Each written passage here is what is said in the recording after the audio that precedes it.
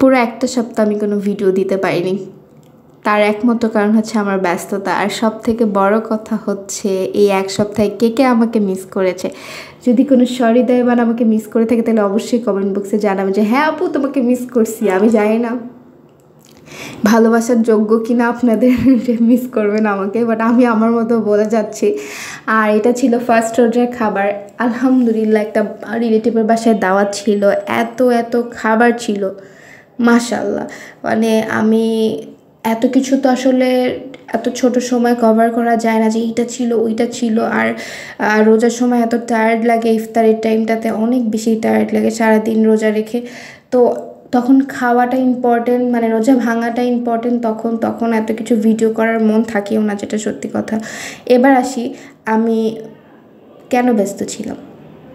ব্যস্ত থাকার কারণ হচ্ছে আমি আমার ভাবিকে একটু হেল্প করছিলাম, তার একটা বুটিক্স আছে। তো ঈদের জন্য একটু আমি সবসময়ই হেল্প করি, বাট হয় কি ঈদের টাইমটাতে অনেক বেশি রাশ থাকে, তো যার জন্য একটু হেল্প করছিলাম দেখে আমার সময় হচ্ছিল না ভিডিও বানানোর জন্য। তো এটা আমি বলি কোনটার সাথে কোন লেসটা যাবে, কোনটার সাথে কোনটা যাবে, এগুলো হচ্ছে এই কাজটা যে মাশাআল্লাহ অনেক সুন্দর হয়েছে। তো কি বলে এগুলো দেখছিলাম যে কি হবে না হবে, কোনটা যায় কোনটা না যায় সব কিছু মিলে। আর এখানে আমি একটু ড্রেসগুলো মডেলিং করছিলাম, মানে আমি হচ্ছে এটার সব কিছু মানে মডেল টডেল সব আমি আসলে নিজের জিনিস, তো এই জন্য অনেক যত্ন করে করা হয়। অন্য কাউকে দিলে হয়তো বা সে যত্ন করে না, সে হয়তো প্রফেশনাল ওয়েতে করবে। আর যখন আমি আমার জিনিসটা করব তখন হয়তো অনেক ভালোভাবে বুঝতে পারবো যে না এটা এখানে ভালো হবে, ওইটা ওইখানে ভালো হবে।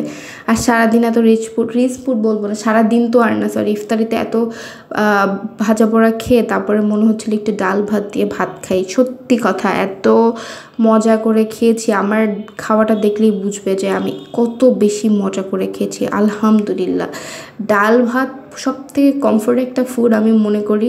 তার সাথে একটু আচার ছিল, অনেক মজা ছিল, অনেক মজা। আলহামদুলিল্লাহ আল্লাহ যে এত ভালো খাবার লিখছে কপালে, এইটা বলবো সব থেকে বেস্ট খাবার ছিল।